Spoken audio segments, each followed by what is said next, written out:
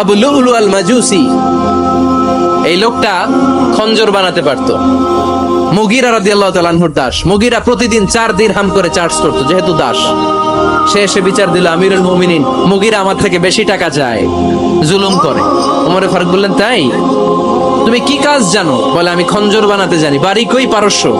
আরে তুমি খঞ্জর বানাতে জানলে তো 4 দিরহাম অনেক কম, সে তো আরো বেশি টাকা নেওয়া দরকার ছিল তোমার থেকে। আবু লুলুর এই কথা পছন্দ হয় নাই। সে কয়, ওমর, তুমি সবারে দয়া দেখাও, আর আমার ক্ষেত্রে কঠিন নিয়ম বানাইলা, দাঁড়াও, এই নিয়ম তোমারে আমি দেখাবো।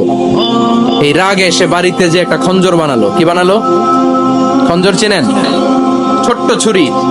কিছুদিন আগে ওমানের সুলতান কাবুস ইন্তেকাল করেছে, জানেন আপনারা? ওনার এই কোমরের মধ্যে খঞ্জর থাকতো, ছবিতে দেখছেন? আরব শায়েখ যারা সুলতান, আমির, কোমরে কি থাকে? ছোরা থাকে, খঞ্জর। সে বাসায় যে একটা খঞ্জর বানালো, যেই খঞ্জরের 2 মাথা, লাহু রাসান ওয়া মাকবাদাতুহু ফি ওয়াসাতি, আর ধরার হ্যান্ডেলটা মাঝখানে, এদিকেও ছুরি এদিকেও ছুরি, যাতে এইভাবে মারা যায়। সে ধার দিতে লাগলো আর বলল, ওমর দাঁড়াও, তোমার আমি দেখাবো।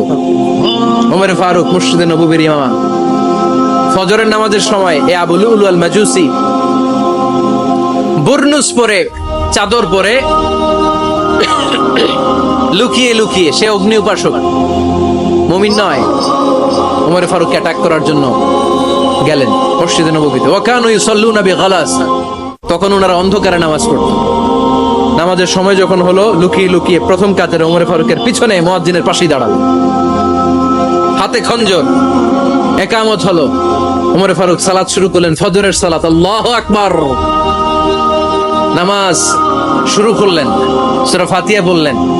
আরেকটা সূরা যখন পড়তে যাবেন, in the meantime Abu Lulu এই খঞ্জর নিয়ে ওমরে ফারুকের বুকের মধ্যে 3টা স্টেপিং করলেন। একটা মারলেন নাভির নিচে, মারার সাথে সাথে পাকস্থলী কেটে গেল। আরেকটা মারলেন পাজরে, পাজর ছেড়ে গেল। 3টা মারার পরে ওমরে ফারুক বললেন, কাতালানি আল কাল, এক কুকুর আমাকে মেরে ফেলেছে। পেছন থেকে এক সাহাবীকে টান মেরে সামনের দিকে নিয়ে গেলেন, তুমি নামাজের ইমামতি করাও। আর ওমরে ফারুককে বাকিরা ধরাধরি করে পেছনে নিতে আরম্ভ করলেন।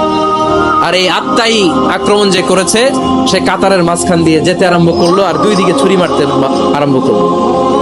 13 জন সাহাবীর গায়ে ছুরি মেরেছে, 7 জন সাহাবা স্পট ডেথ, জায়গায় মৃত্যু।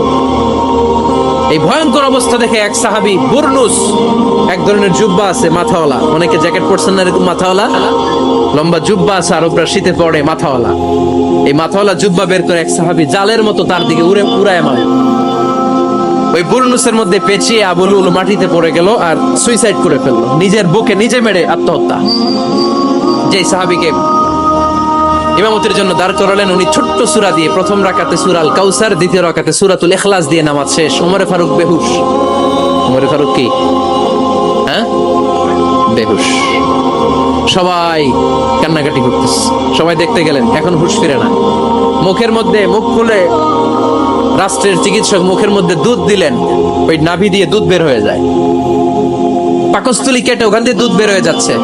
তারা বললো, ওনারে বাঁচানো সম্ভব না, দেখেন হুঁশ ফিরে কিনা। হুঁশ ফিরলে ওনার পরে কে আমির হবে, উনি যেন প্যানেল ঠিক করে দিয়ে যায়।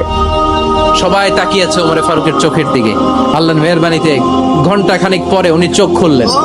চোখ খোলার পরেই বলেন নাই, ও মা আমি মরে যাই। চোখ খোলার পরে উনি বলেন নাই, কে মারলো আমারে। চোখ খোলার পরে উনি বলেন নাই, আমার পরে নেতা কে হবে। চোখ খোলার পরে সর্বপ্রথম কথাটি ছিল, আসল্লান নাস, আমার নেতৃত্বে যে ফজরের নামাজটা শুরু হয়েছিল, এটাকে ঠিকমতো তোরা পড়েছিলি? আমার নেতৃত্বে যে ফজরের জামাত শুরু হয়েছিল, সেটা ঠিকঠাক মতো সমাপ্ত হয়েছিল কিনা আগে বল। আসল্লান নাস, নামাজটা হয়েছে কিনা বল। সুবহানাল্লাহ করতে পারলেন না? This is Omar, hour super hero. নেতা অনেকগুলো লাগে না, এরকম নেতা একটাই যথেষ্ট, যে গোটা বিশ্বকে কাঁপায় দিতে পারে। চিল্লায় বলো ঠিক কিনা?